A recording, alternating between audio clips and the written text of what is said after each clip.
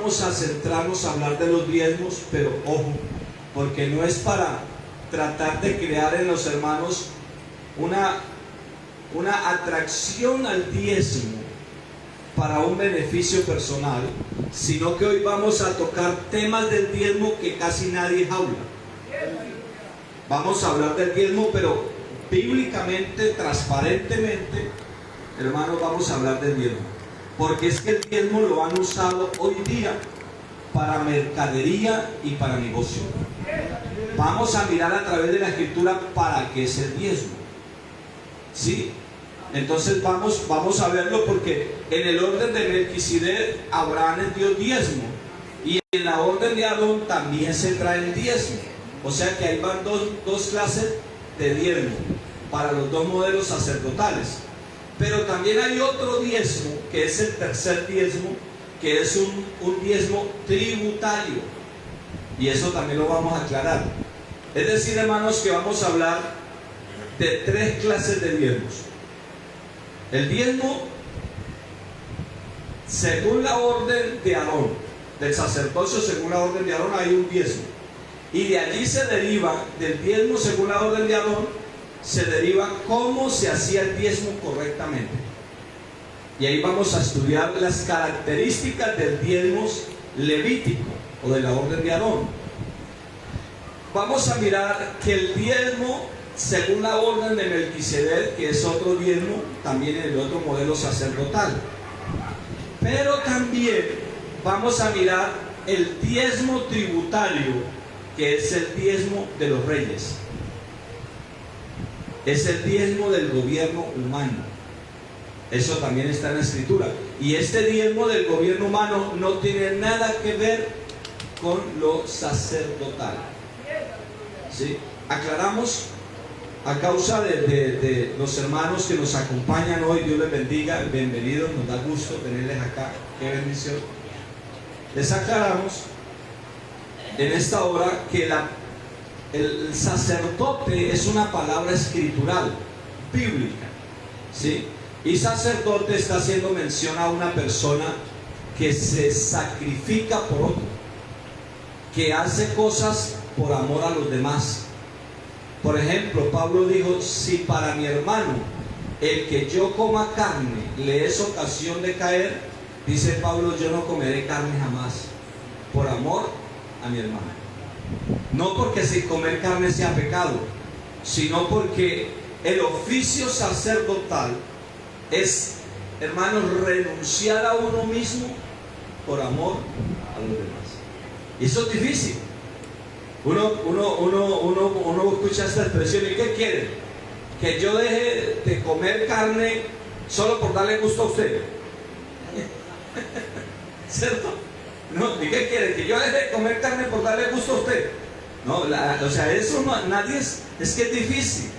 Hermanos, solamente las personas que han entendido cuál es el oficio sacerdotal son capaces de renunciar a ellos por amor a los otros. Jesús mismo dice: si alguno quiere venir en pos de mí, niéguese a sí mismo. Esto es, hermanos, esto de negarse a uno mismo es aprender a renunciar a sus deseos, renunciar a sus mismos propósitos, renunciar a sus mismos sueños por amor a otros. Y déjeme decirle aquí de manera aclaratoria que las personas que el Señor llamó para seguirle estaban todos ocupados. Dios no llamó a personas desocupadas. Todos tenían oficios, eran gente trabajadora. Y usted nota que el Señor dice que junto al mar de Galilea pasó y encontró a Pedro y a su hermano remendando las redes, porque eran pescadores. Y el Señor les dijo a ellos: venid en pos de mí y yo os haré pescadores de hombres.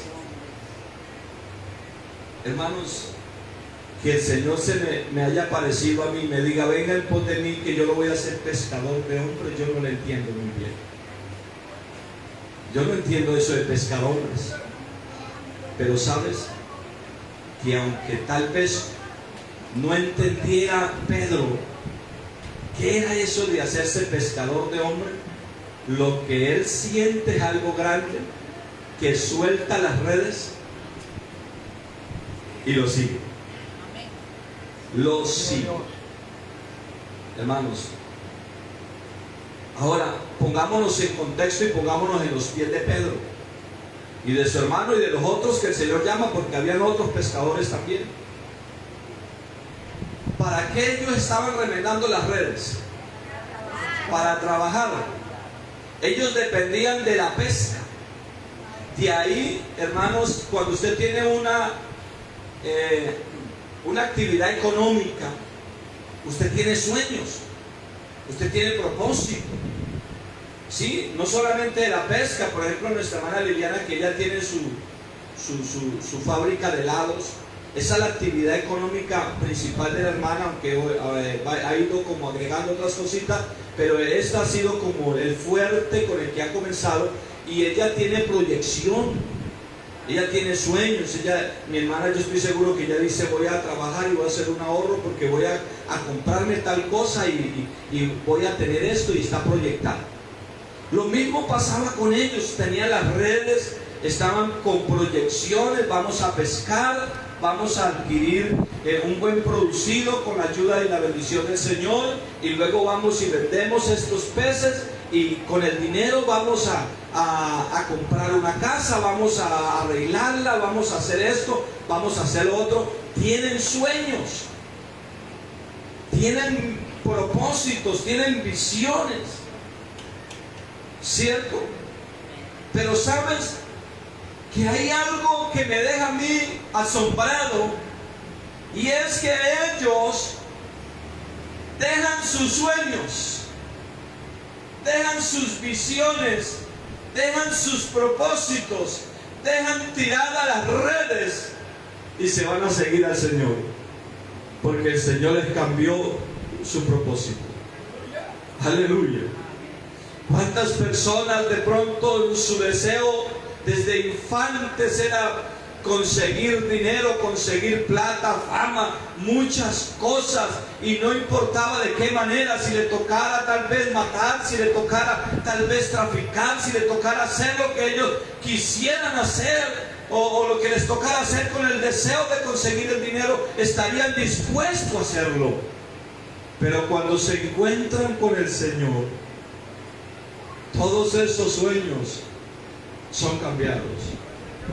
Y no importa si ahora no tienen lo que ellos desearon de niños, están contentos siguiendo a alguien que les dijo: vengan en pos de mí y yo los voy a hacer pescadores de hombres. Hermanos, de los que vemos aquí, hemos renunciado a nosotros mismos. Hemos renunciado a la arrogancia, a la altivez. Hemos tenido que bajar el rostro muchas veces, tener que soportar el descrédito que otros nos hacen, tener que enmudecer cuando otros hablan, tener nosotros que callar para evitar un pleito, para evitar una contienda, para evitar un problema. Hermanos, tener que renunciar a nuestros derechos. Aleluya. Por amor a otros. Eso es el oficio sacerdotal. Entonces, hermanos, la palabra sacerdote está en la Escritura, y sacerdote no es una referencia al catolicismo. No, ellos heredaron esta expresión, y además heredaron un modelo de vestimenta parecida al de los levitas.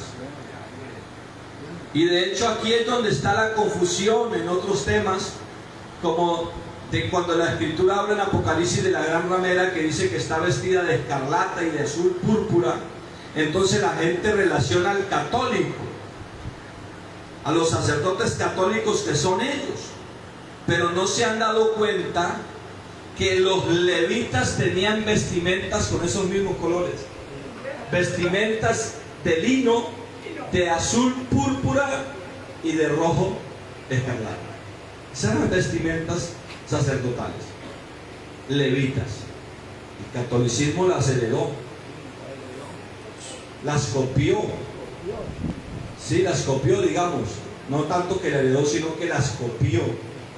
Esa es más correcta esa expresión. Entonces, la gente anda confundida. La gente anda confundida porque está mirando hacia un lado. Entonces dice, y está sentada en una ciudad sobre 7 montes. Y luego dice, y Roma está en medio de 7 montes. Y eso es verdad. Pero Jerusalén también está sentada en 7 montes. Jerusalén también. Ahora, cuando usted sigue estudiando, encuentra que dice que en ella se encontró la sangre de los profetas. En esa ciudad. Y entonces la gente dice que Roma. No, Jerusalén. Jesús dijo, oiga bien la expresión de Jesús, dice Jerusalén, Jerusalén, que matas a quienes, a los profetas y apedreas a los que te son enviados. ¿Cuántas veces te quise juntar como la gallina junta sus polluelos debajo de sus alas y tú no quisiste? De cierto no me veréis hasta que no digan Hosana, Hosana, bendito el que viene en el nombre del Señor. No me veréis hasta que hagan arrepentimiento, hasta que deseen mi regreso. Y para que eso ocurra, Jerusalén va a ser metida en fuego. Jerusalén, hermano, la gente piensa que estas guerras de Medio Oriente, Jerusalén va a salir sin despelucarse como si nada, que porque tienen grandes armamentos, porque tienen, hermanos, grandes tanques y aviones y tecnología. La gente está pensando, y los creyentes que no han entendido las profecías creen que Jerusalén y Israel es invencible, pero no se han percatado que no están arrepentidos, que en Jerusalén existe el movimiento LGTB más grande del Medio Oriente. Jerusalén se ha prostituido. Está allí en Tel Aviv, en Israel, hermanos, la comunidad de homosexuales más grande del Medio Oriente. La fiesta más importante del mundo del homosexualismo se celebra en Israel. De todas las naciones van allá a celebrar fiestas paganas, mundanas. Sodoma y Gomorra. Y estamos pensando que están muy santificados. Necesitan arrepentirse. Y como no se arrepienten fácilmente, entonces Dios va a permitir fuego para que los aprieten, para que los hagan gemir, para que ellos entiendan que no son sus armamentos lo que le dan seguridad, para que ellos entiendan que no son los caballos los que le van a defender, sino para que llegue el momento cuando estén sin salida, que alcen sus ojos a los montes y entonces exclamen y digan verdaderamente: ¿de dónde vendrá mi socorro? Mi socorro viene del Señor, que ha hecho los cielos y la tierra.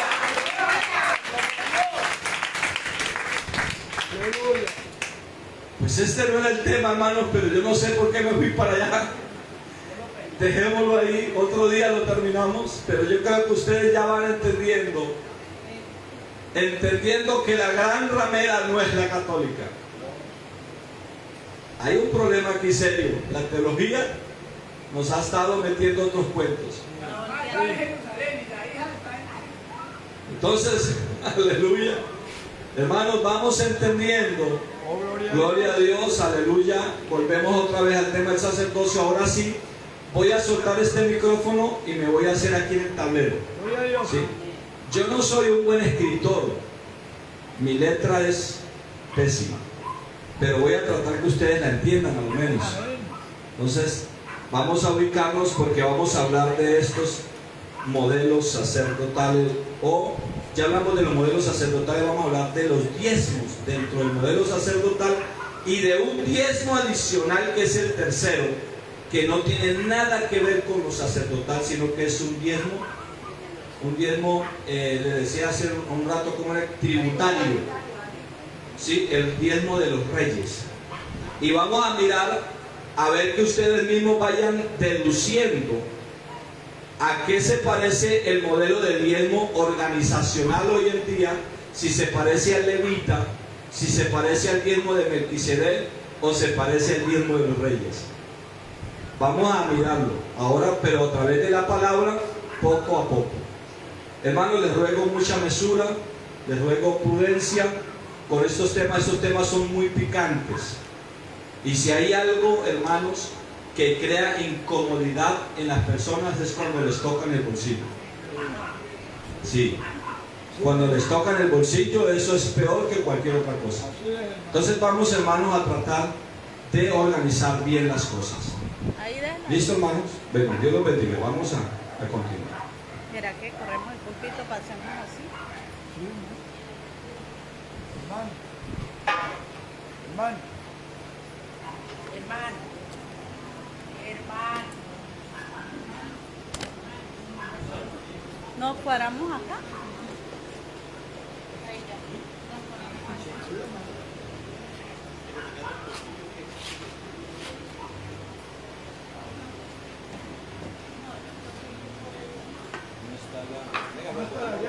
Pongámoslo acá, hermano. Pongámoslo acá más cerquita, porque más cerquita va a poner la Biblia. Con la mesita, mejor la mesita, mejor allá adentro. Acá. Vale, todo lo que tenemos que no le van a ver.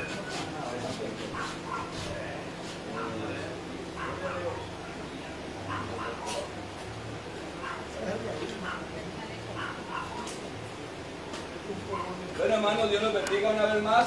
Amén. Vamos a comenzar con el diezmo tributario, que casi nadie habla de ese diezmo. La gente normalmente habla del diezmo de Leví o del diezmo de Melquisedec, pero vamos a ubicarnos en el primer libro de Samuel, primer libro de Samuel, en el capítulo 8.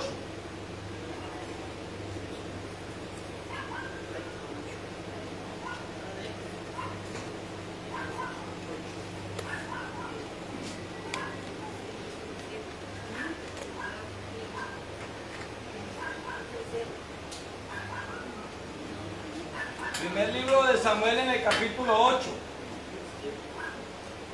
¿Ya están ubicados ahí, hermanos? Amén, amén.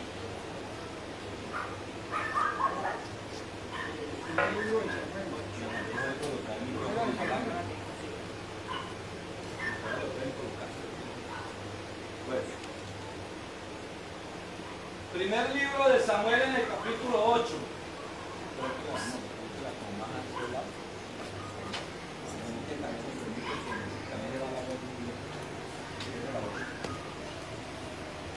Bueno, les voy a explicar un poquito el contexto. Ahí ya están ubicados en el primer libro de Samuel. Les voy a contar un poquito el contexto. Resulta que el pueblo de Israel estaban dirigidos por jueces. ¿Quiénes eran los jueces? Los jueces eran personas que Dios mismo elegía. Los jueces no eran elegidos por votación. Los jueces no eran elegidos, hermano, por herencia biológica. Que ahora yo le voy a heredar a mi hijo el ser juez. No. Los jueces eran elegidos de manera, hermanos, selectiva por parte de Dios. ¿Sí? Entonces, por eso usted encuentra que los jueces no eran exclusivamente de una sola tribu. Ellos habían jueces de esta tribu, después sea de la otra tribu, después de la otra, y nada tenía que ver con que sea el hijo, el nieto, nada que ver con herencia biológica. El pueblo estaba dirigido de esa manera, pero al pueblo le pareció que eso era insuficiente. que ellos necesitaban estructura, que ellos necesitaban, hermanos, organismos de control, más, según ellos, en la mentalidad del hombre, al haber más organismos de control, más organización, garantizaría que las cosas estuvieran mejor. ¿Sí? Entonces, es decir, hermanos, que hay personas que les parece imposible que Dios pueda, gloria al Señor. Bueno, vamos a usar el micrófono. Gloria al Señor. ¿Les parece que imposible que Dios pudiera gobernar sin necesidad de estos organismos de control? Usted no nota que la gente, cada vez que usted le habla cómo trabajamos nosotros, cómo nos estructuramos. Gloria a Dios, me ven un toque, tiene mucha gente. Aleluya, gloria a Dios. Ahí, déjalo ahí.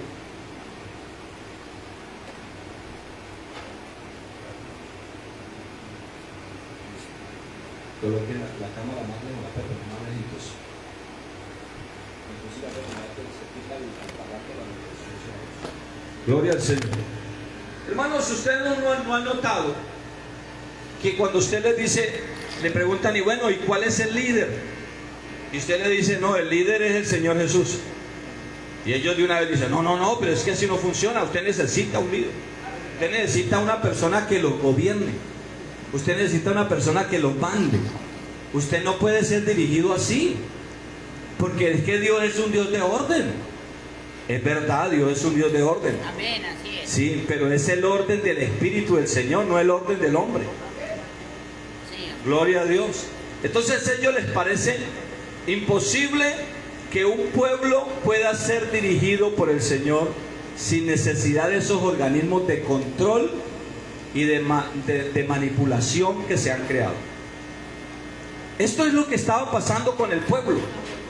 El pueblo estaba siendo dirigido por el Señor. Dios era el que ponía el Espíritu en una persona, ponía su Santo Espíritu, y estas personas eran llenas de la presencia del Señor, de los dones del Señor, y de esta manera eran las personas que dirigían el pueblo, pero no eran ellos los que estaban dirigiendo el pueblo, sino Dios a través de ellos. Así estaba el pueblo hasta ese momento. Pero Israel parece que ellos miraban que las naciones no se dirigían así. Ellos miraban que las naciones tenían reyes, que esos reyes tenían gobernadores, que esos gobernadores tenían jefes a escala, y se crea una pirámide de mando. Sí, ellos estaban observando eso, que tenían ejércitos de manera de millares, de centenas y de 50, sí, capitanes para cada uno de esos grupos. Y entonces ellos estaban observando las naciones y dijeron, nosotros queremos un gobierno, pero no a la manera de Dios, sino a la manera de las naciones. Gloria al Señor. Vamos a leer la palabra del Señor.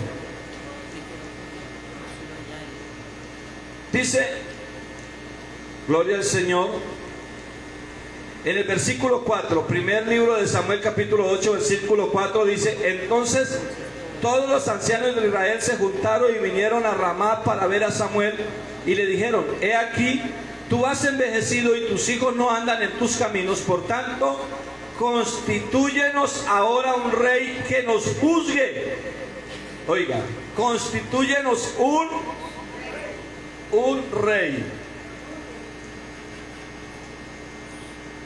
Un rey que nos juzgue. Necesitamos un rey que nos juzgue.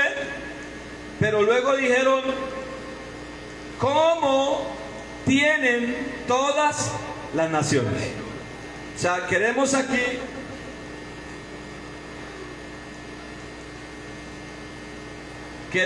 un rey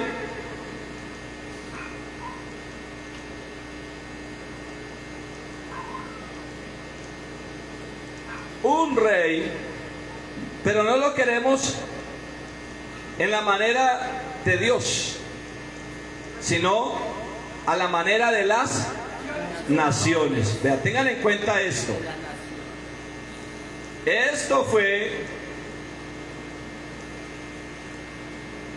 esta expresión naciones es lo que desagradó al Señor. Porque si nosotros dijéramos queremos un rey a la manera del cielo o del Señor, la cosa hubiera sido diferente. Porque de hecho ya tenemos el rey. Él es el rey de reyes y señor de señores. Ya lo tenemos. Y Jesús es el rey a la manera del cielo. Pero ellos no querían un rey a la manera del cielo, sino a la manera de las naciones.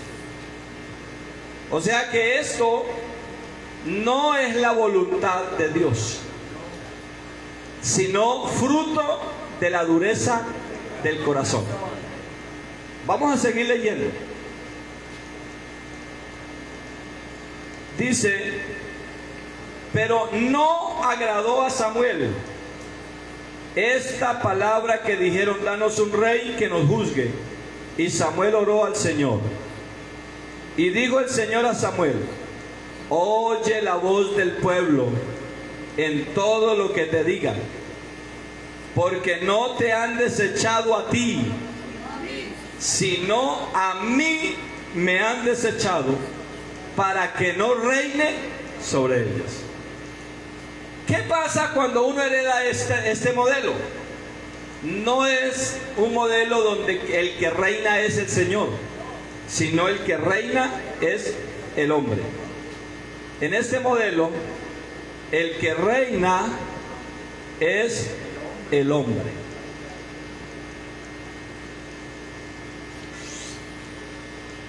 Hay que prestarle atención a esto. Personas que leen y no le prestan atención a lo que están leyendo. ¿Sí? Oiga, el Señor le dice a Samuel, le dice: ellos, oye la voz del pueblo en todo lo que te digan, porque no te han desechado a ti, sino a mí. A mí me desecharon.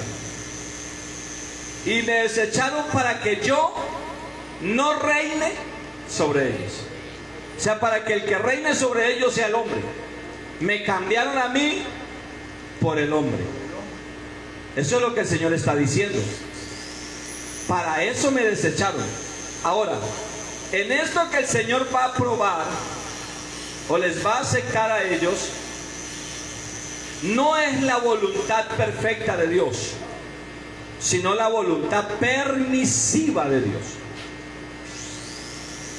Hermanos, debemos de entender esto. Todo lo que ocurre en el mundo ocurre por voluntad de Dios. Pero esa voluntad de Dios no siempre es la voluntad perfecta, sino que también es la permisiva. Dios permite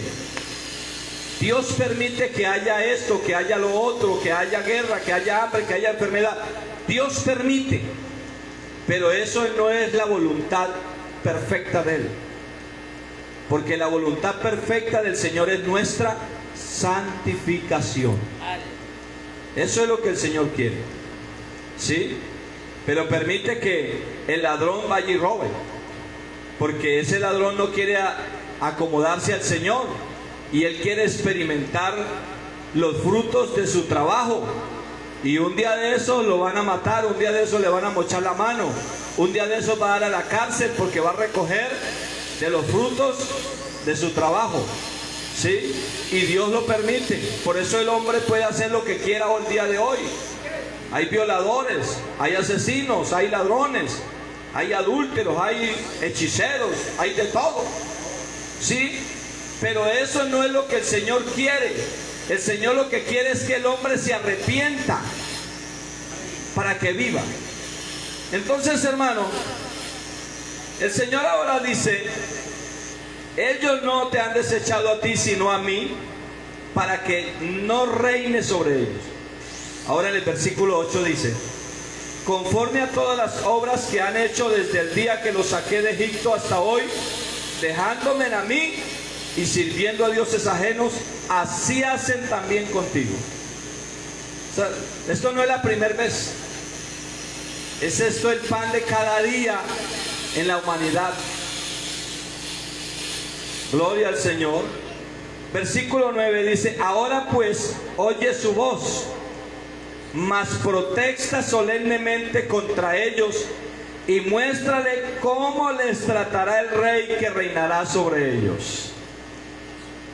Usted les va a mostrar a ellos que va a protestar, les va a decir listo, les vamos a dar rey, pero luego les va a decir qué es lo que el rey va a hacer.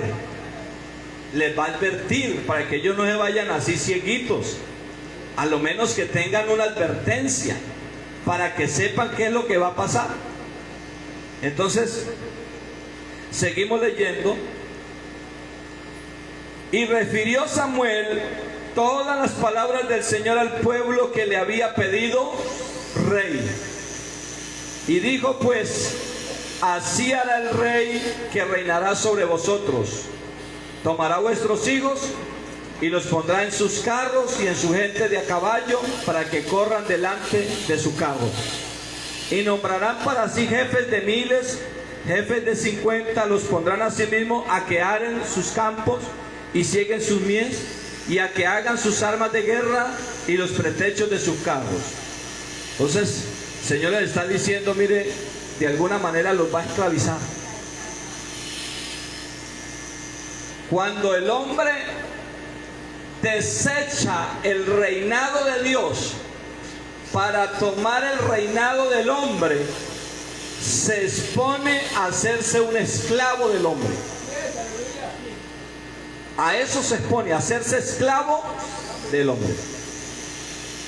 El Señor le dice a Samuel todas estas palabras. Samuel se las comienza a decir al pueblo, les dice, mire, ese rey los va a poner a trabajar, los va a poner a correr delante de él solamente para que lo entretengan. Va a ser su sirviente, los va a poner de peones. Siguió diciéndoles, versículo 13: tomará también a vuestras hijas para que sean perfumadoras, cocineras y amasadoras. Asimismo tomará lo mejor de vuestras tierras, de vuestras viñas y de vuestros olivares, y los dará a sus siervos. Vea, ¿cuál es el objetivo aquí eso es tributo.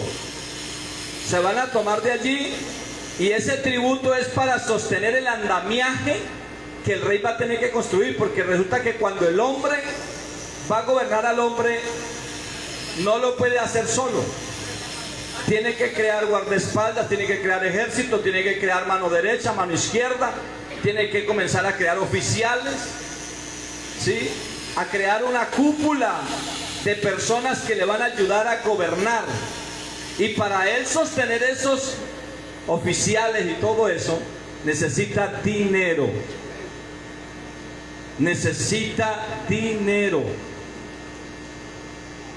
Gloria a Dios. Aleluya. Hermanos, pero esto no es mandamiento de Dios. Esto fue lo que ellos quisieron. Así que si alguien no quiere estar aquí, no pasa nada. Antes, lo que el Señor quiere es que uno se salga de aquí para dejarse gobernar por Él. Eso es lo que Dios quiere. Esto es fruto de la dureza del corazón del hombre. Seguimos leyendo. Dice: asimismo tomará lo mejor de vuestras tierras. Es el versículo 14 que vuelvo a leer. Asimismo tomará lo mejor de vuestras tierras, de vuestras viñas y de vuestros olivares, y los dará a sus siervos. Versículo 15. Por favor, alguien que lo diga. ¿Qué dice? ¿Cómo comienza el versículo 15? Diezmará. Oiga, aquí también aparece la palabra diezmo. Ahora, el diezmo no es una expresión únicamente que aparece en los modelos sacerdotales. Aquí aparece la expresión diezmo en un gobierno humano. Escuche bien. Diezmará vuestro grano y vuestras viñas para dar ¿a quién? A sus oficiales y a sus siervos. Él necesita de ese diezmo para poder soportar la estructura de gobierno que tiene, la estructura de mandato, la estructura de control. Necesita de ese diezmo para sostener su maquinaria.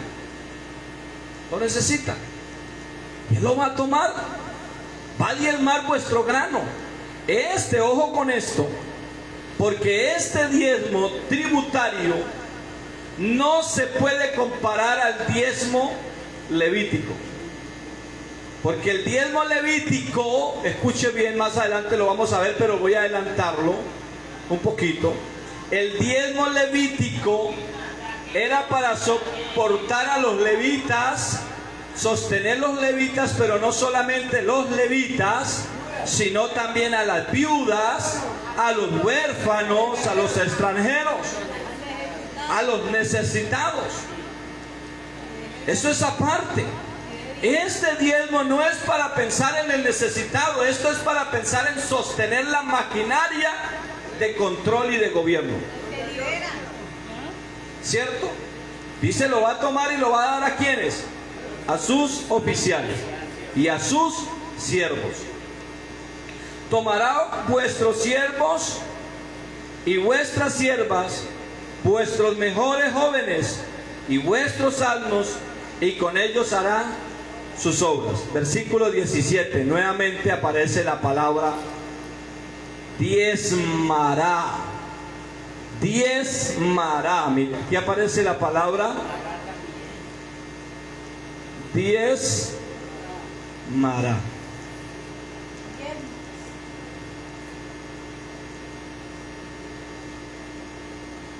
Diezmará.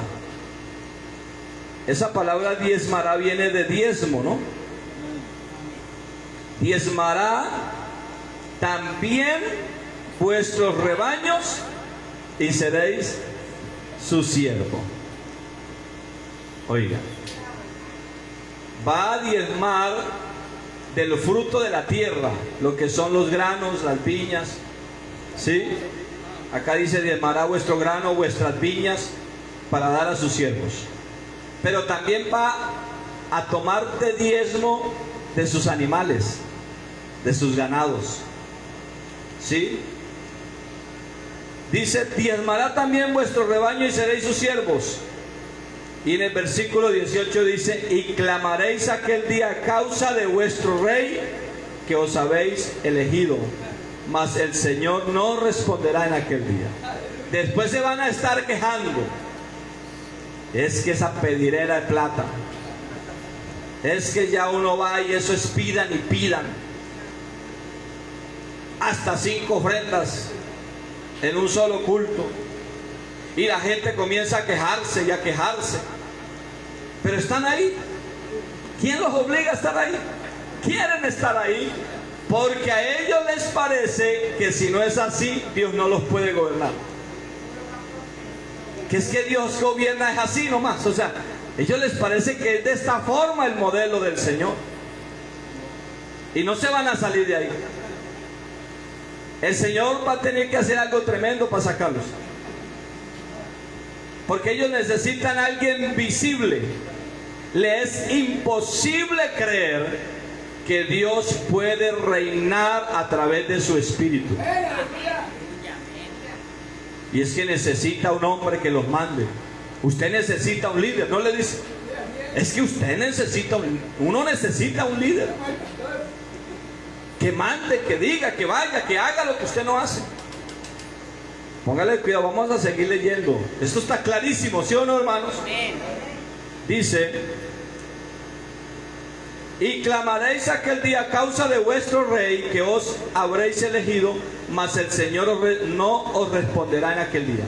Pero el pueblo no quiso oír la voz de Samuel y dijo, no, sino que habrá rey sobre nosotros. O sea, no nos importa, pues vamos a tributar, vamos a pagar. Y nosotros seremos también como todas las naciones. Y nuestro rey nos gobernará y saldrá delante de nosotros y hará nuestras guerras. Y oyó Samuel todas las palabras del pueblo y las refirió en oídos del Señor. Y el Señor dijo a Samuel: oye su voz y pon rey sobre ellos. Entonces dijo Samuel a los varones de Israel: idos cada uno a vuestra ciudad, para después ponerles el rey. O sea, el Señor les dijo: les van a hacer todo esto. Y ellos dicen: no importa. No importa. Así nos estamos dispuestos a pagar lo que toque pagar. Eso es opcional. Si usted quiere pagar eso para que lo gobierne, eso es opcional, si usted quiere. Pero eso no es mandamiento de Dios. Oiga bien, el diezmo tributario no es mandamiento de Dios. ¿Qué es lo que pasa? Las naciones por sí mismas tienen este mismo modelo. Y nosotros lo pagamos. Pagamos a las naciones nuestros impuestos, ¿sí o no? Por vivir aquí, por vivir terrenalmente aquí en este lugar, en territorios de Colombia, es nuestra obligación pagar los impuestos de las casas, los impuestos de los carros, el IVA, sí, pagar el impuesto capital. Y el Señor ahí, a este modelo de gobierno de las naciones, el Señor le dice, mire, dad al César lo que es de César y a Dios lo que es de Dios. O sea, está bien. Pero es que, hermanos, no nos es suficiente tributar a la nación o tributar a los gobiernos, sino que además de eso queremos traernos un modelo de gobierno espiritual asemejando al gobierno de las naciones, y entonces ahora se vuelve otra carga adicional. No sé si me hago entender. O sea, suficiente es con nuestros impuestos, suficiente es que por vivir en esta tierra tengamos que pagar nuestros impuestos a la nación, ¿sí? Para que además de eso, entonces ahora queramos que espiritualmente se levante un hombre para que nos gobierne, nos mande y cree otro modelo parecido a las naciones, a la nación, pero lo cree aquí localmente y lo cree estructuralmente para gobernarnos a nosotros espiritualmente, para acabar de trasquilar y acabar de sacarle lo que la nación no le saca, le van a sacar acá. No sé si me estoy haciendo entender. Hermanos, debemos de tener cuidado con estas cosas. Entonces, este diezmo tributario, por eso ahí no se habla del huérfano, ahí no se habla del necesitado, ahí no se habla, hermanos, del pueblo. Ahí se habla de que ese diezmo no tiene ningún otro oficio sino sostener la maquinaria política y militar que se forma, sostener a sus oficiales, a todo el personal que le está ayudando a controlar a los demás. Para eso es ese diezmo. Y vuelvo y aclaro, ese diezmo no es mandamiento de Dios, eso es obra del hombre. ¿Listo? Ahora vamos a ver el otro diezmo, vamos a ver el diezmo de Melquisedec. El diezmo de Melquisedec aparece en Génesis capítulo 14, versículo 17.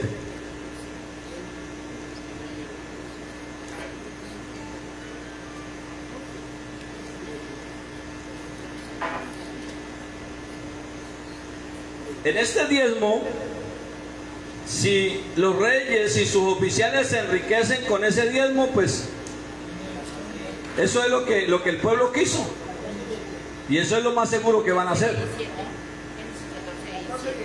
14:17 de Génesis.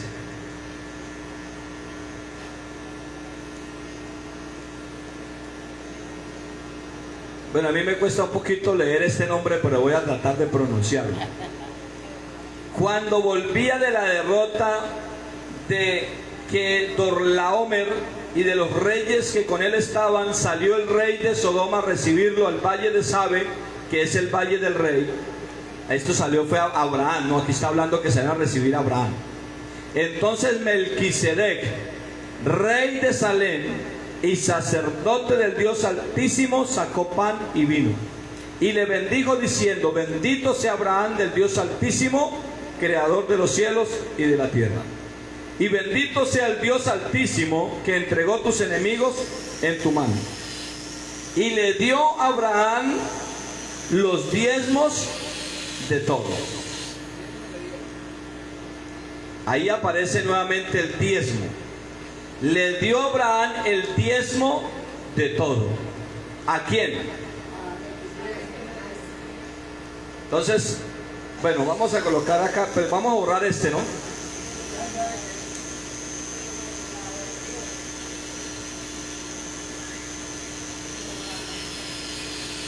De pronto habrán personas que de pronto no nos entiendan ahora sobre este modelo de sacerdocio, porque tal vez las otras dos enseñanzas no las tuvieron.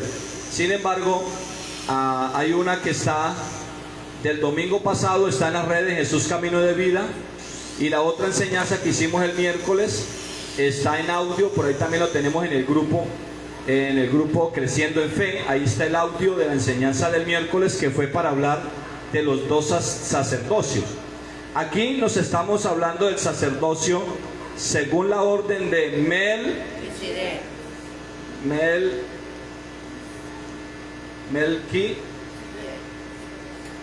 ¿dónde está?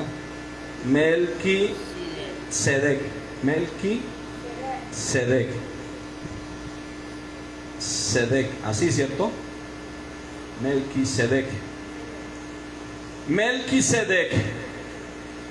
Las características de este sacerdote Melquisedec es que él no es solamente sacerdote, sino también rey. Por eso dice: salió Melquisedec, dice rey de Salem. Y les decía que Salem, ¿sí? De ahí viene Jerusalén.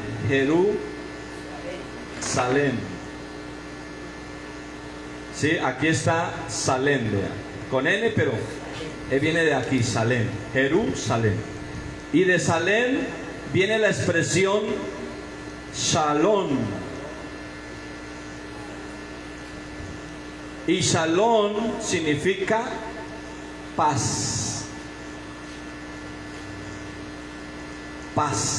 Shalom viene de Salem. Jerusalén se le conoce como la ciudad del rey o como la ciudad de paz. Shalom es el saludo. Shalom, hermanos, en hebreo Shalom significa en nuestro lenguaje paz. ¿Listo? Y hablando del Señor, se habla que Él es el príncipe de paz. ¿Sí? Y la misma escritura nos enseña que Salem primeramente significa justicia, rey de justicia y rey de paz. Bueno, vamos a dejar ahí un poquito esto porque nos estamos centrando en el diezmo. Aquí hay muchas cosas, o sea, cuando usted va a estudiar los dos modelos sacerdotales, hay muchas cosas que se desprenden de allí. Hoy nos vamos a centrar un poco en el diezmo. Entonces, este es Melquisedec, es rey y a la vez sacerdote del Dios Altísimo. Sacó pan y vino y bendijo a Abraham. Y entonces dice que Abraham le dio los diezmos de todo. ¿A quién? A Melquisedec. Ahora, vamos a mirar de ahí en adelante. No se habla nada más, hermanos, escuche bien, de este sacerdocio. No se dice, por ejemplo, qué hizo Melquisedec con los diezmos que recibió de Abraham. No se dice. No se dice nada más. Hermanos, Abraham le diezma a Melquisedec, pero no hay un mandamiento en la escritura que el Señor haya ordenado hasta aquí, porque recuerde que Abraham está viviendo antes de Isaac, antes de Jacob, antes de las 12 tribus, antes de Leví, antes de Moisés. Es decir, que Abraham todavía no había recibido ningún mandamiento de dar diezmo. En el modelo sacerdotal de Melquisedec, Abraham da un diezmo no obligatorio. Escuche bien, hermanos. Este diezmo de la orden de Melquisedec no es obligatorio. Es decir, que es voluntario.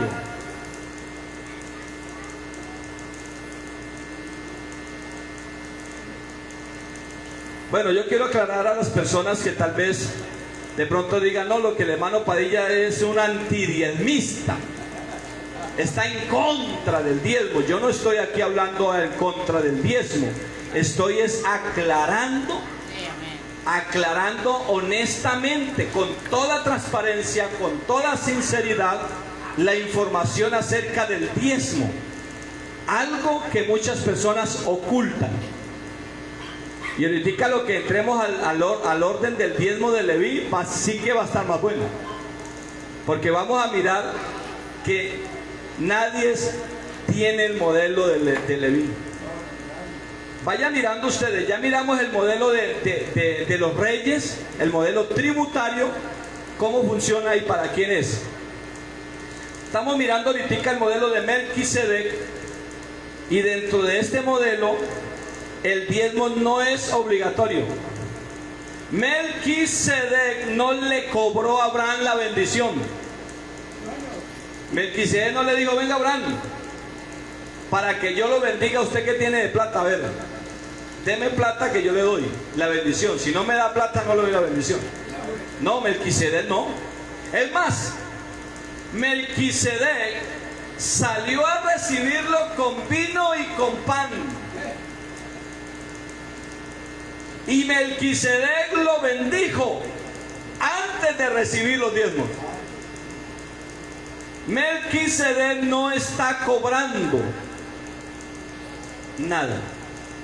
Abraham, de su propio corazón, de un deseo generoso, voluntario, entonces le diezma a Melquisedec. Pero no bajo presión, no porque Dios hubiera dicho por medio de alguien atrás, un profeta o alguien, tienen que diezmar. No, eso fue algo que salió voluntariamente del corazón de Abraham. Lógicamente que eso es porque Dios pone el sentir en Abraham. Escuche bien, porque es que la escritura dice que Él es el que pone el querer como el hacer. ¿Quién? Dios, por su buena voluntad. Eso dice la escritura, ¿sí o no? Que es Él el que pone el querer como el hacer por su buena voluntad. Lógicamente que Abraham lo que puso o lo que dio a dar este resultado es lo que Dios había puesto en su corazón. Hasta allí vamos mirando que el diezmo de Melquisedec no es obligatorio, sino que es voluntario.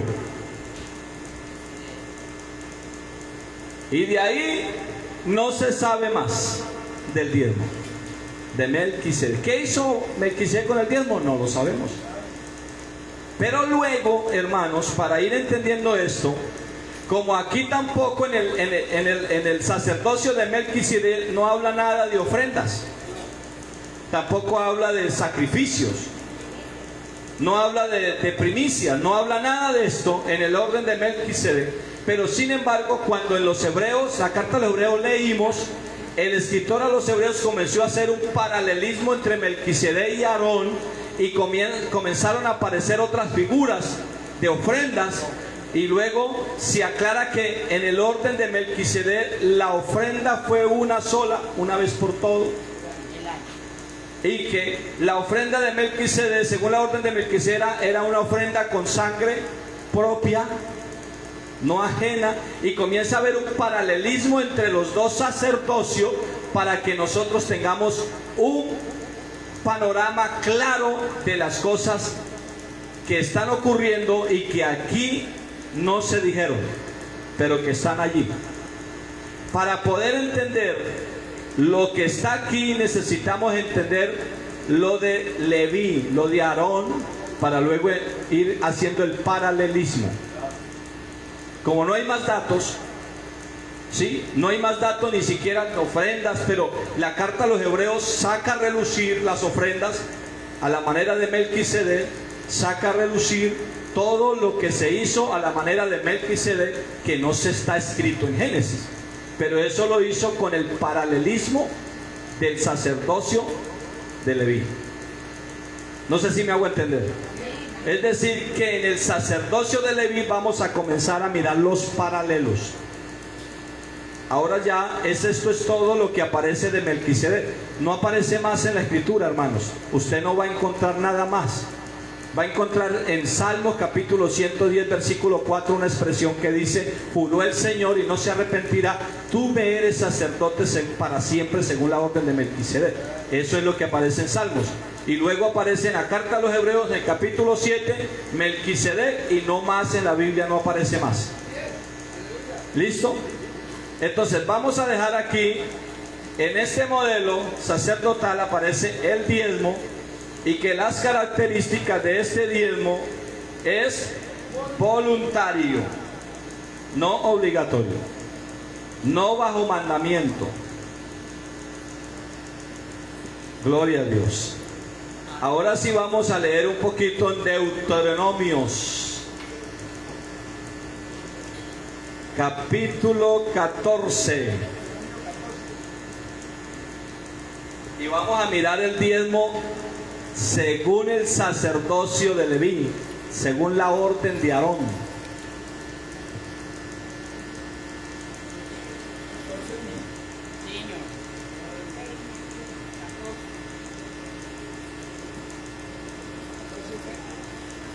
Catorce 22.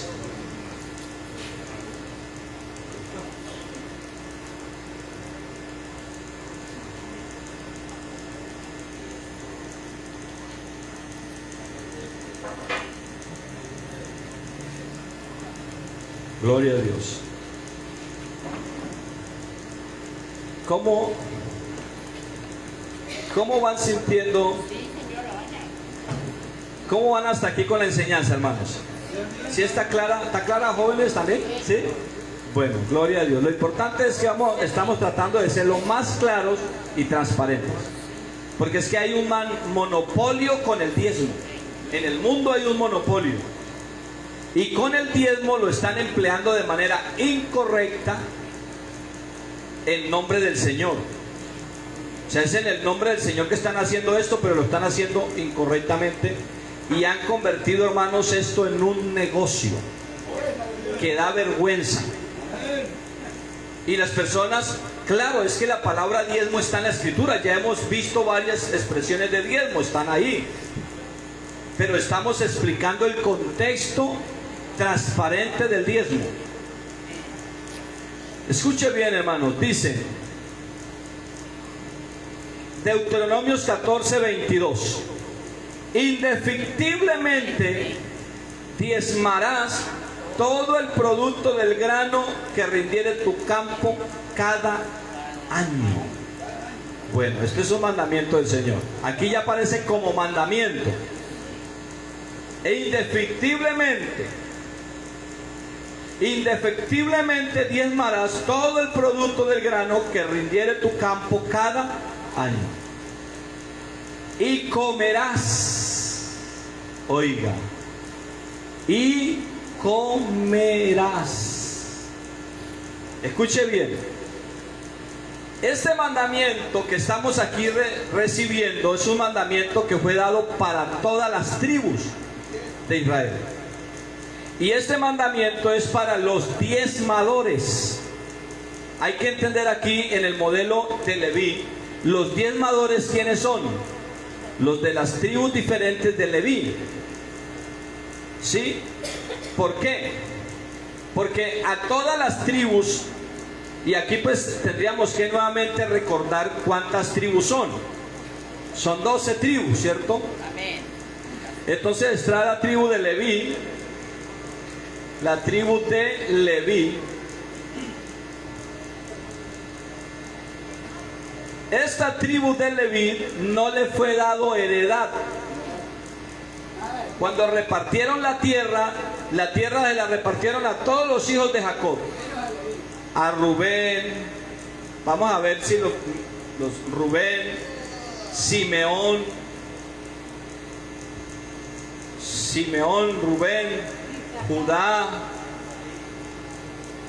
Isaacar, Dan,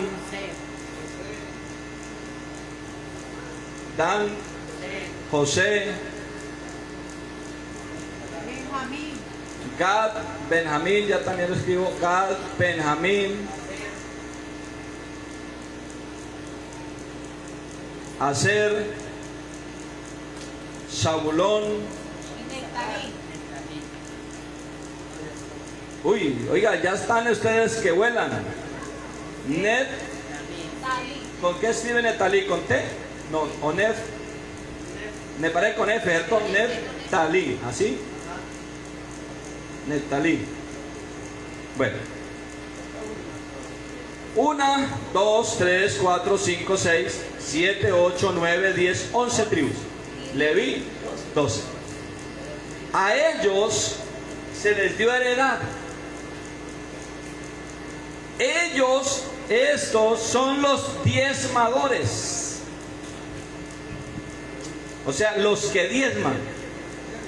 Estos son los diezmadores.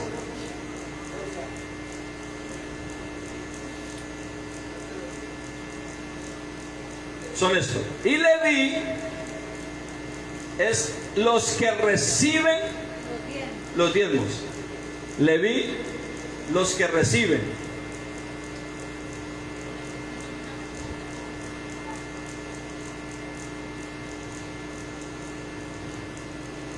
Los que reciben los diezmos es Leví. Y estos son los diezmadores. Ahora, este mandamiento que estamos leyendo se lo está dando el Señor a los que necesitan diezmar. Y les dice: indefectiblemente diezmarás todo el producto del grano que rindiere tu campo cada año. Y comerás. ¿A quién le dijo que comerían?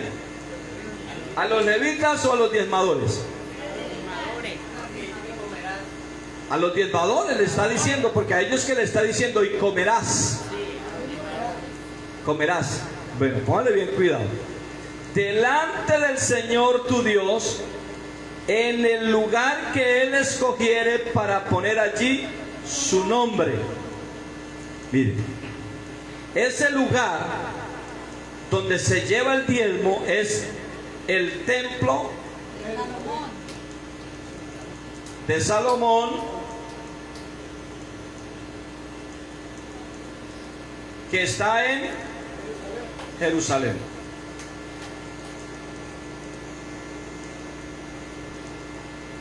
Jerusalén, donde está Salem, la ciudad de paz.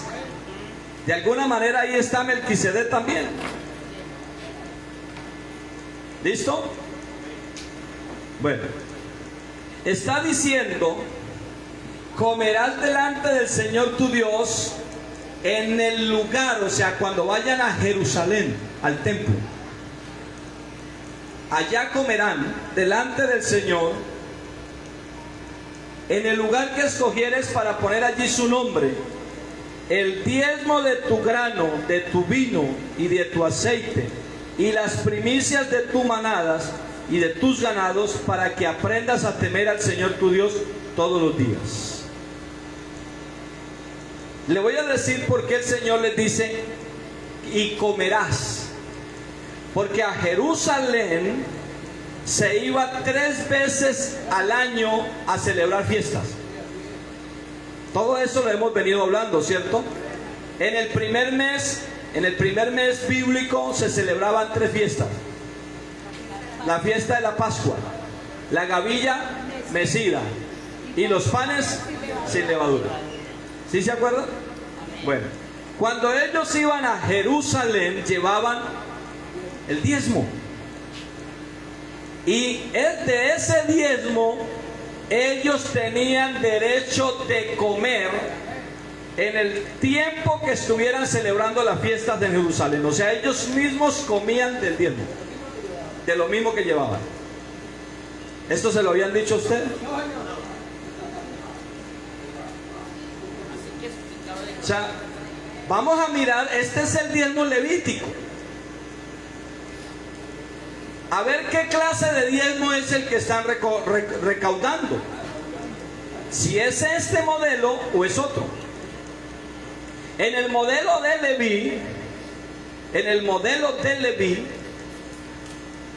los diezmadores tenían derecho a comer, oiga, no en la casa de ellos, no allá, no. Cuando iban a celebrar fiestas, comían de lo que llevaban para la fiesta. ¿Listo? Porque eran días de camino y las fiestas no eran de un día o 2 días. Habían fiestas de 15 días. Y ellos necesitaban comer esos 15 días allá. Ellos llevaban suficiente para todos. Y había personas que no tenían nada de qué comer, pero allá mismo comían de lo que los demás traían. O sea, la comida era para todo el pueblo que iban a celebrar fiesta. Seguimos. Si el camino fuera tan largo,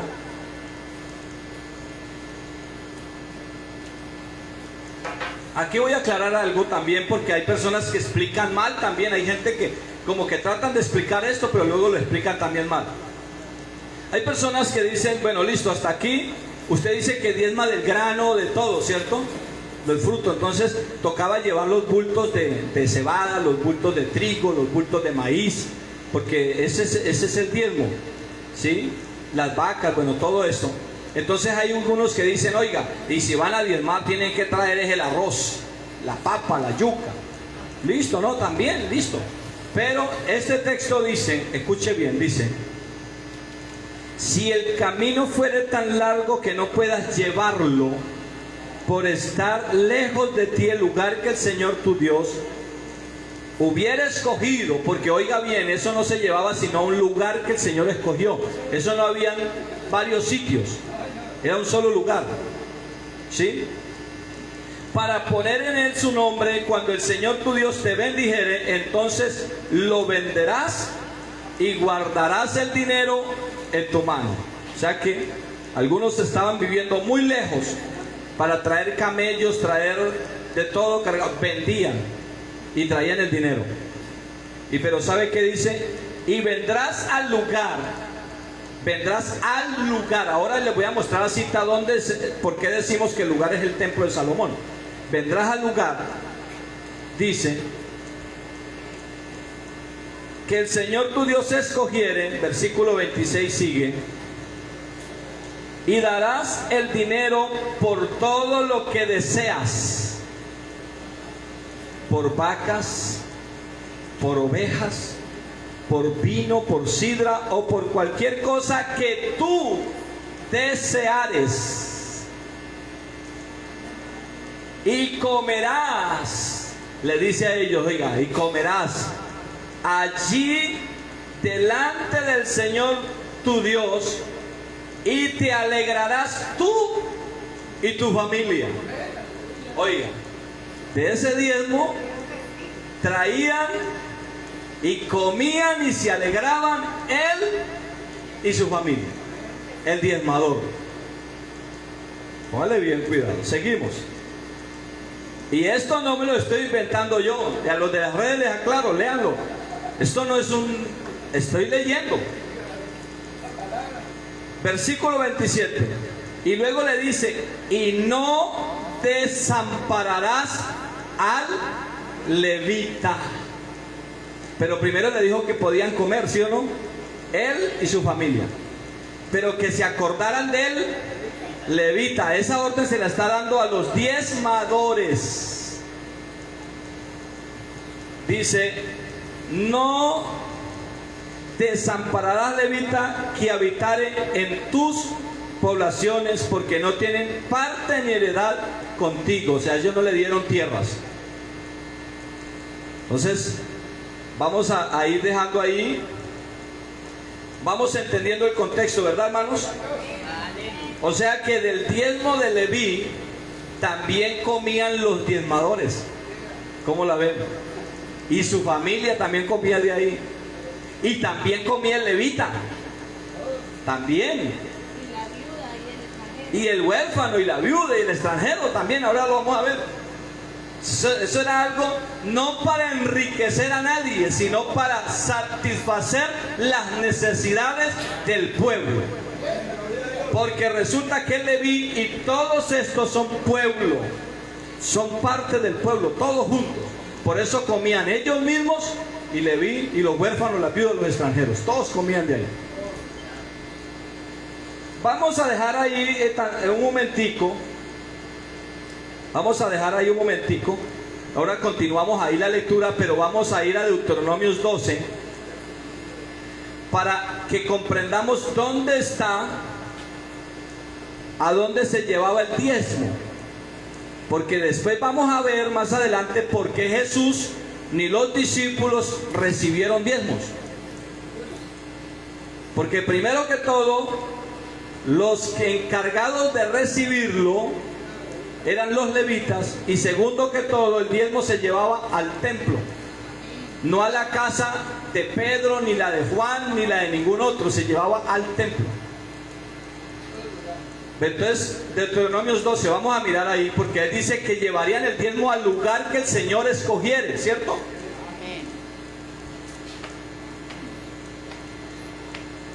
Dice,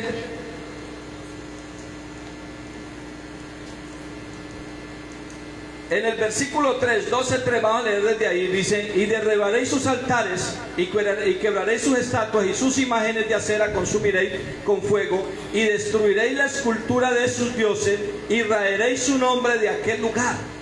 No haréis así al Señor vuestro Dios. O sea, lo que está diciendo es que no, las naciones tenían la costumbre de estar construyendo edificios y edificios en todos lados.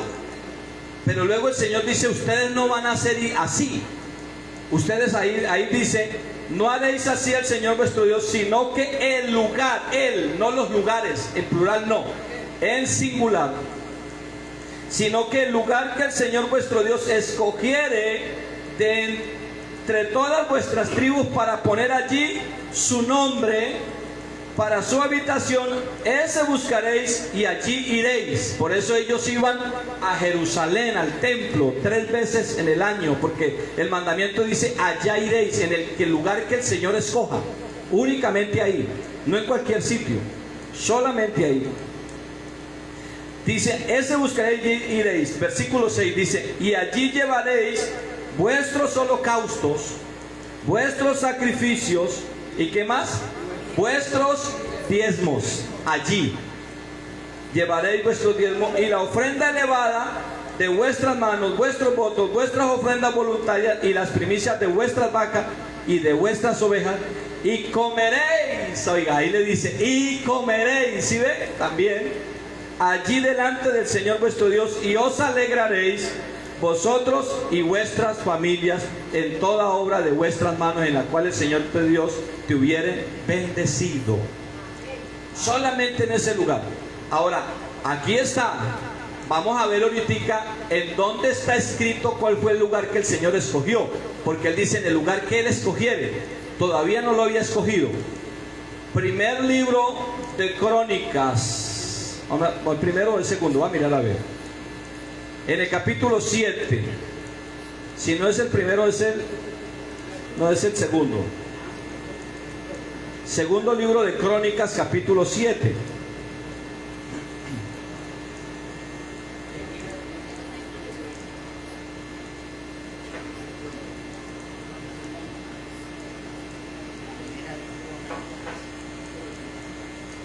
Segundo libro de Crónicas, capítulo 7, versículo 11.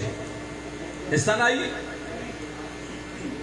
Hermano, ¿ya están aburridos o están bien? ¿Cómo se sienten? Sí, bueno, gloria a Dios. Crónica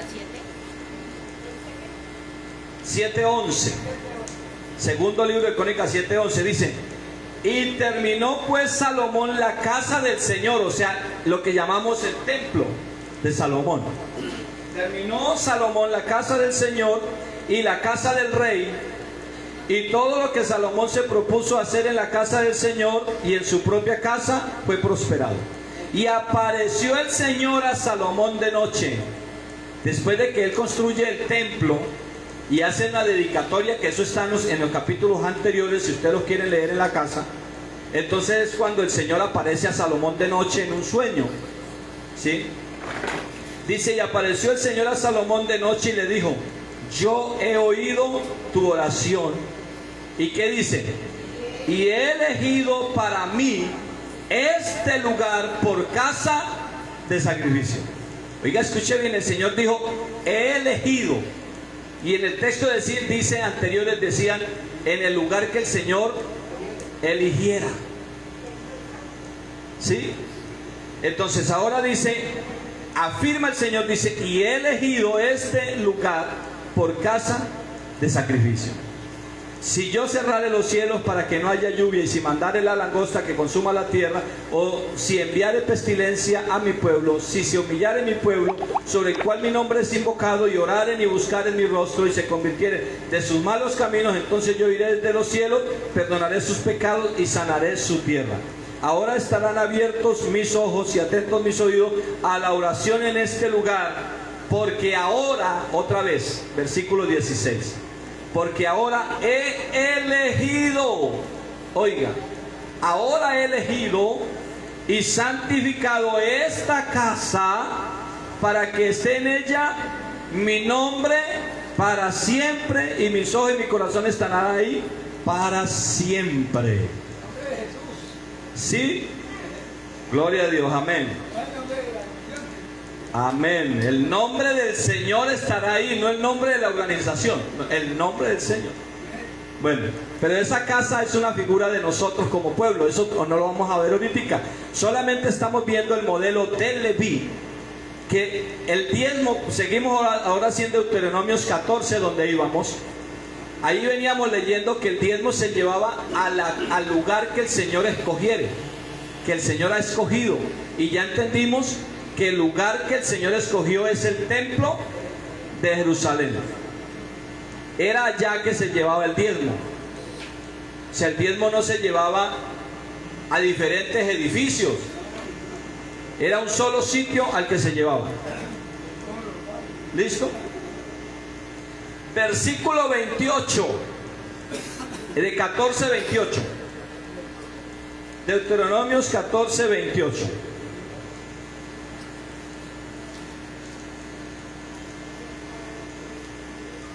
Escuche bien aquí, porque aquí hay una excepción, y ya les explico bien cómo es la cosa. Porque el diezmo normalmente se lleva al templo, ¿cierto? Pero ahora en el versículo 28 vamos a ver una excepción, y dice: al fin de cada 3 años sacarás todo el diezmo, o sea, de ese año, de tus productos en aquel año, todo el diezmo de aquel año, y lo guardarás en tus ciudades. Bueno, hay algo, y es que cada 3 años el diezmo de todo ese año no se llevaba al templo, sino que los guardarían en las ciudades, tendrían lugares para guardar ese diezmo. Cada 3 años ocurría eso. ¿Están conmigo, hermanos? Amén. Les voy a explicar esto. Voy a borrar aquí, ya sabemos que es el templo de Salomón que está en Jerusalén, ¿no? Voy a borrar también esto. Yo creo que ya sabemos un poquito, ¿no? Ya nombramos las tribus. Son los diezmadores.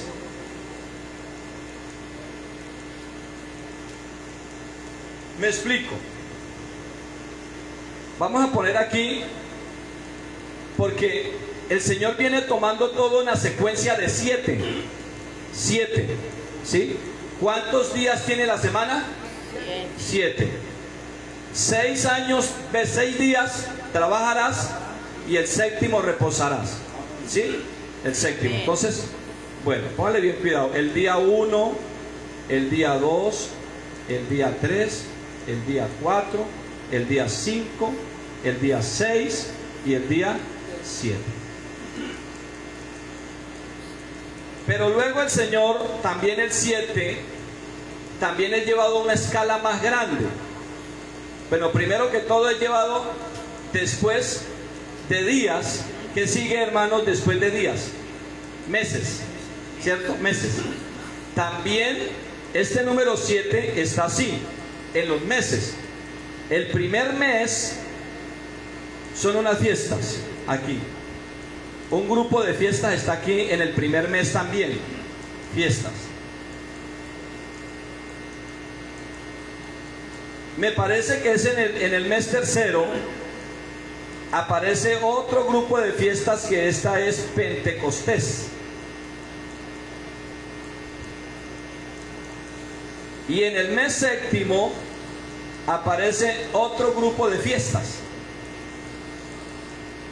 Y ya no se nombra el mes octavo, ni el noveno, ni el décimo, ni el 11, ni el 12, sino que volvemos a través al primero, tercero y séptimo.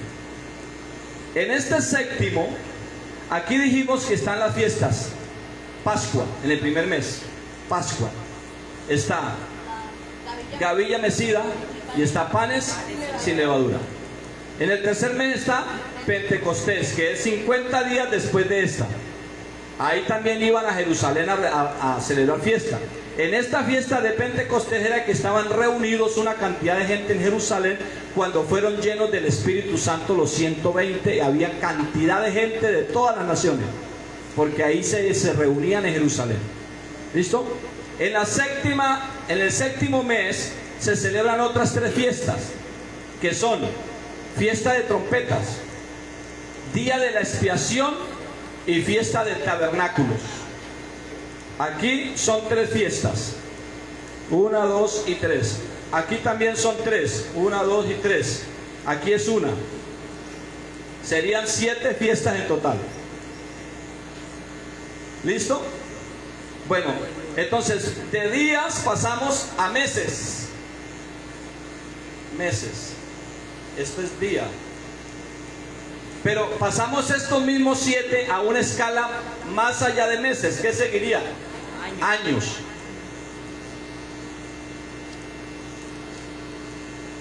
Años. Ahora, en esta escala le vamos a explicar algo tremendo. El primer año, acá el primer año, el diezmo se llevaba al templo. Hablando del diezmo, ¿no? Estamos hablando de eso. El segundo año se llevaba al templo. Cada 3 años, o sea, en el tercer año, se dejaba en las poblaciones,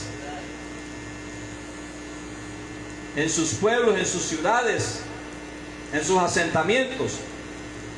Entonces vuelve y se repite. En el cuarto año, otra vez al templo. Cuarto año, templo. En el quinto año, otra vez al templo. Y aquí vuelve y se completa, después de esto, el número 3, que es el sexto, entonces a las poblaciones.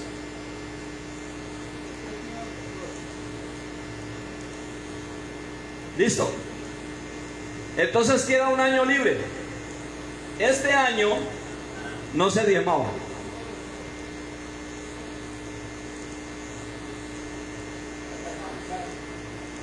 Y ya le explico por qué. Este es el ciclo anual de los 7 años. Y se repite otra vez.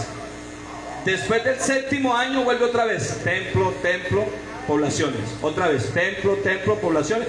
Y vuelve otra vez acá. Y vuelve y repite como se repiten las semanas. ¿Sí? Entonces, el primero y el segundo año se llevaba al templo. Ahora, el tercer año, a fin de cada 3 años, ¿sí?, sacarás todo el diezmo de tus productos de aquel año y lo guardarás en tus ciudades o en sus poblaciones. ¿Sí? Cada 3 años. Aquí ya tenemos un ciclo y aquí completamos otro ciclo y se acaba, porque el 7º año la tierra descansaba. Al descansar la tierra ese año no se diezmaba. Pero ¿sabe qué? Todo lo que la tierra producía por sí sola, sin trabajarla, sin hacerle nada, ese año todo mundo comía de ahí. No sé si me estoy haciendo entender. El 7º año todo mundo comía de lo que había para todos. Era el descanso de la tierra. Los trabajadores también descansaban. No solamente la tierra, los trabajadores. Y se dedicaban a comer de lo que la tierra producía solita. Y ahí comía todo el mundo. ¿Cómo?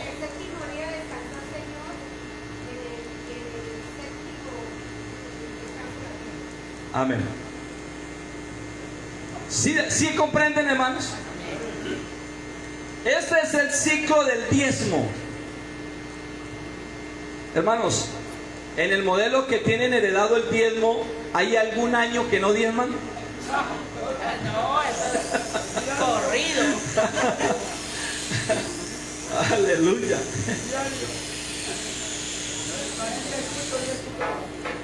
Sí, ahora sí están entendiendo lo que estamos acabando de leer. Vamos a seguirlo leyendo. Ahora ya lo explicamos acá un poco.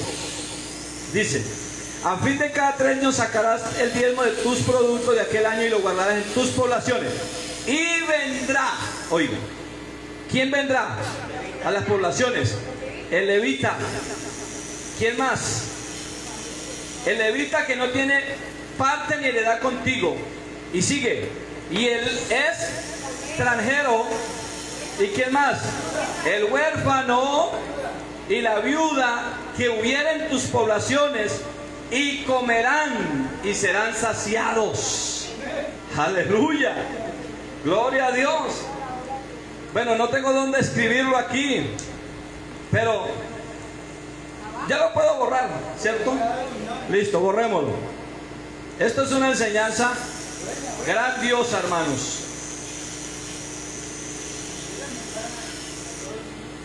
Estamos explicando bien el ciclo del diezmo, ¿no? Levítico, este es el diezmo levítico. Porque del diezmo levítico sí tenemos varios detalles. Del de Melquisedec no tenemos detalles. Ahora, del diezmo que se lleva a las poblaciones o ciudades, ¿no? O ciudades,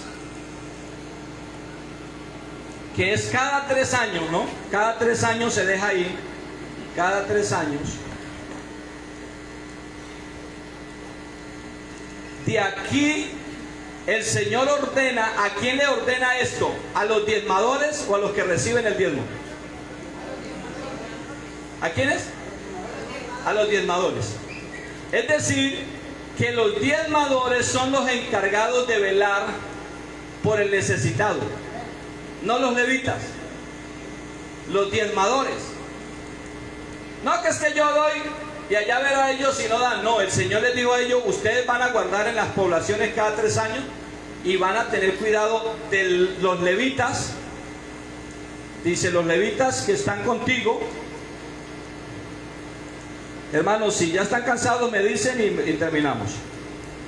Los levitas, dice, el extranjero,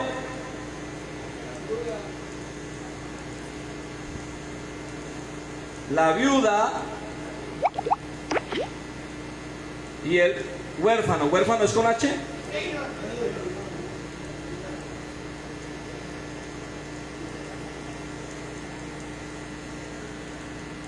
Bueno.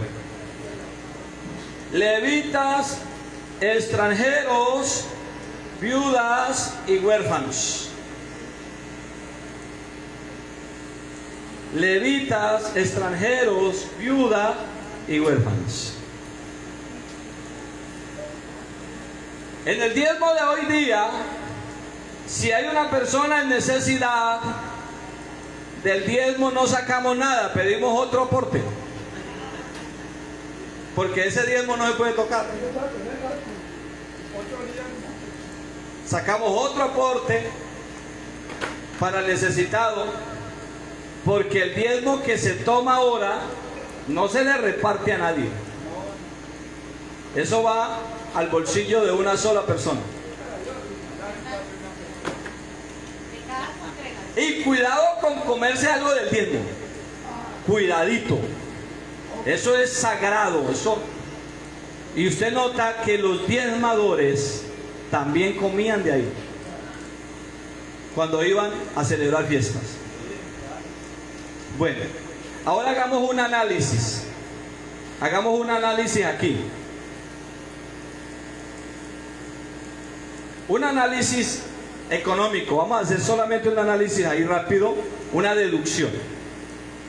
Si en un año el diezmo es 1.000.000 de pesos, digámoslo así, en números. El otro año el diezmo fue otro 1.000.000 de pesos. Y el tercer año el diezmo, vamos a suponer que la economía está estable, ¿no? Que está estable. No, ni sube ni baja. Es posible que en el año tercero aumente. Pero se reciben 3 millones de pesos total.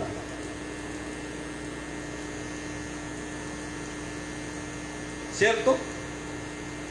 Este diezmo del año tercero tenía una dedicación más marcada para los levitas que habitaban en la población, pero además de eso para los huérfanos, para las viudas y los extranjeros.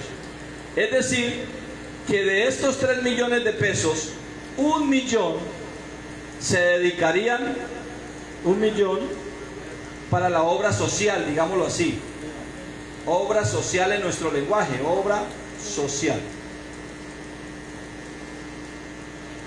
Es decir, que si esto lo pasamos a porcentajes y teniendo la sumatoria de todo el diezmo, entonces quiere decir que 1 millón de pesos equivale al 33.3 periódico por ciento. O sea, del diezmo, el 33.3 es para obra social. No sé si me estoy haciendo entender. ¿Los enredé con la matemática ahí? El 33.3% para obra social. Ahora, se dicen que sacan el 2% para obra social en el modelo actual. En algunos lados eso del 1 o el 2. 2% para obra social. De pronto sacaron mucho, ¿no dirían? El 2% en comparación del 33.3 que debería, más o menos, haciendo un análisis, no es nada.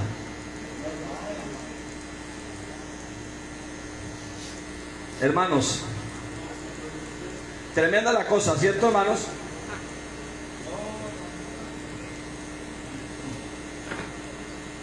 Y la gente entonces dice, no, eso era para la ley. Eso era para la ley. Y la ley, ya según ellos, quedó abrogada. Pero lo único que sí se llevaron de la ley es el diezmo. Ese sí no se abrogó.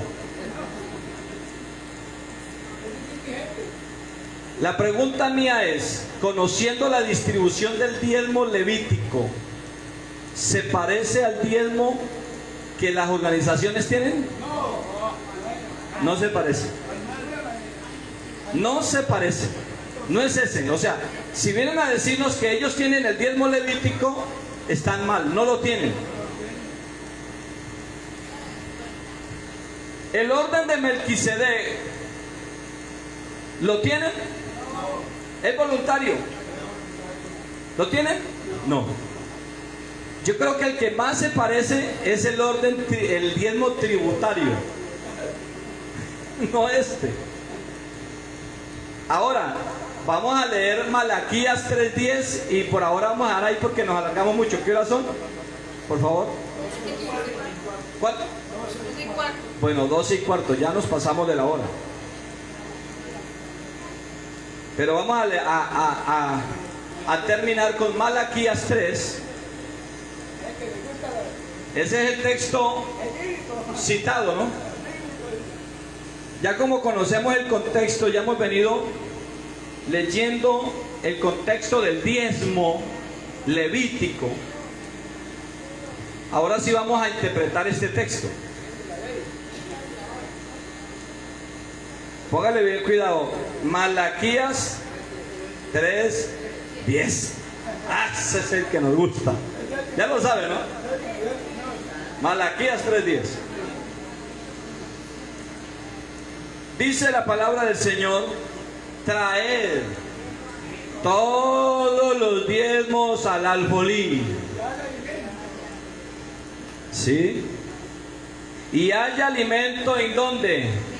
En mi casa. ¿Quién está hablando? ¿Está hablando el pastor o está hablando el Señor? ¿En dónde tiene que haber alimento? ¿En la casa de quién? ¿Del Señor o del pastor? Del Señor. Escuche bien, esto no está hablando el pastor. Como para que el pastor diga, no, es que soy yo. Trae los diezmos al alfolí y haya alimento en mi casa, en la mía, en la de ustedes no. Escuche bien, porque aquí no está hablando el pastor, está hablando el Señor. Traed los diezmos al alfolí y haya alimento en mi casa. Recuerde que la casa primero era el templo. ¿Sí? Pero este templo de Salomón no es el templo perfecto. Esta es una sombra de uno perfecto. ¿Sí? Y precisamente el diezmo, al llevarse al templo, había harto alimento. ¿En dónde? En el templo, que era la casa del Señor, en el santuario terrenal. Y ahí podía comer el levita, el huérfano, el extranjero, la viuda, el que tenía harto o el que tenía poco, todos comían, porque para el Señor eso es lo grato, que haya alimento para todos, para que mi casa tenga alimento. ¡Aleluya! Eso era lo que pasaba, por eso iban allá y comían ellos mismos, comían. Porque había alimento en mi casa. Ahora, si eso lo traducimos a nuestro tiempo, este templo, que es una figura primero del Señor, es una figura de Jesús, pero que también es una figura de nosotros. Porque Jesús es la cabeza, nosotros somos el cuerpo. La casa del Señor somos nosotros, el pueblo, el cuerpo, y Él es la cabeza. Es la que dirige el cuerpo. Entonces, si lo traducimos, digámoslo de esta forma, para explicarlo mejor, si traducimos esto, que haya alimento en mi casa, está indicando que hay alimento en todo el pueblo. Por eso los discípulos dicen que tenían todas las cosas en común. Y no había necesidad entre ellos, no había necesidades, porque las necesidades estaban siendo suplidas. ¿Sí entienden ahora? Escuche bien. Traed los diezmos al alfolí y haya alimento en mi casa. Y probadme ahora en esto, dice el Señor de los ejércitos, si no os abriré las ventanas de los cielos y derramaré sobre vosotros bendición hasta que sobreabunde. Gloria a Dios. Entonces, hermanos, la casa del Señor para el modelo institucional representa la casa del pastor. Nadie más es casa del Señor. Pero para el Señor, para la organización representa la casa del pastor. Pero para el Señor representa todo el pueblo. Por eso ahí comían todos, incluidos los que llevaban el diezmo. Todas las tribus, Leví, el extranjero, la viuda, el huérfano, el que no tiene, el necesitado comía, el endeudado comía. No había personas aguantando hambre. Había comida para todos. Ahora, este es el texto que les gusta leer, mal interpretado. Segundo, sin leer lo anterior, vamos a leer en el versículo 5. Ignoran lo que está atrás. Solamente les gusta de Malaquías 3:10. Malaquías 3:5 no. Porque ¿qué dice Malaquías 3:5?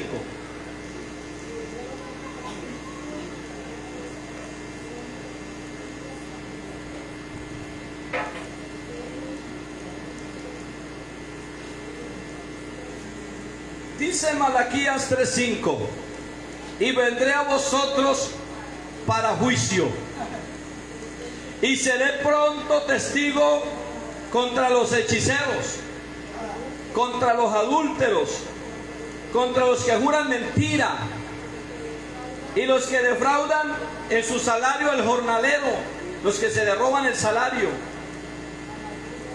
a la viuda, al huérfano, oiga bien, aleluya. También viene contra los que defraudan a la viuda, al huérfano, ¿y qué más? Y el extranjero. Vea, nuevamente, ¿por qué el Señor hace mención allí? Porque del diezmo había que sacar la porción para el necesitado. Y el Señor dice: vendré contra todos, no solamente contra el hechicero y el adúltero, contra ellos también. Vengo contra todos, dice, vendré a vosotros para juicio y seré pronto testigo contra los hechiceros, pero también contra los adúlteros, contra los que juran mentira y los que defraudan en su salario el jornalero, el ladrón. Pero no solamente contra ellos, sino contra los que no le ponen cuidado a la viuda y al huérfano. ¿Y sabes qué? Y los que hacen injusticia al extranjero. Contra ellos también vendré. No tienen temor de mí, dice el Señor de los ejércitos. ¿Sabes por qué? Porque también se estaban quedando con la porción de la viuda, del huérfano y del extranjero. Se estaban quedando con esa porción, tanto los que diezmaban como los que recibían. El que no diezma se estaba quedando con esta porción por no diezmar, porque de ahí tenía que darle al necesitado. Y los que recibían ignoraban también lo poco que entraba y tampoco le compartían. Por eso Jesús les dice a los fariseos, escuche bien esto, les dice: ay de vosotros, escribas y fariseos hipócritas, que devoráis las casas de las viudas. Las devoráis, se las comían. Y no era que se comieran los ladrillos de la casa, no, se estaban comiendo el derecho de la viuda. Devoráis las casas de las viudas y como pretexto hacéis largas oraciones. Solamente con orar. Está necesitado, oiga, yo oro, pero no le dan nada, como decía el apóstol. Está necesitado, ve en paz, y no le das para tu hermano, para el abrigo, para el aclimento, no le das. No es solamente ve en paz, dale, comparta, hermanos, porque tampoco este mandamiento del Señor para nosotros es para hacernos generosos. Y la generosidad debe de ser algo voluntario, como Abraham dio voluntariamente. Pero hay que pensar en la necesidad de los demás. ¿Sí? Dice, y como pretexto hacéis largas oraciones. Se quedan con ello, no están pendientes de la necesidad y hacen largas oraciones. Luego dice el Señor, de cierto yo les digo que ya tienen su recompensa, porque va a venir el Señor con el pago contra todos ellos. Dice el Señor, yo vendré contra todos. Aleluya. Porque yo el Señor no cambio. Por estos hijos de Jacob no habéis sido consumidos. Aleluya. Vamos a dar gracias a Dios, Señor. Vamos a dar gracias a Dios.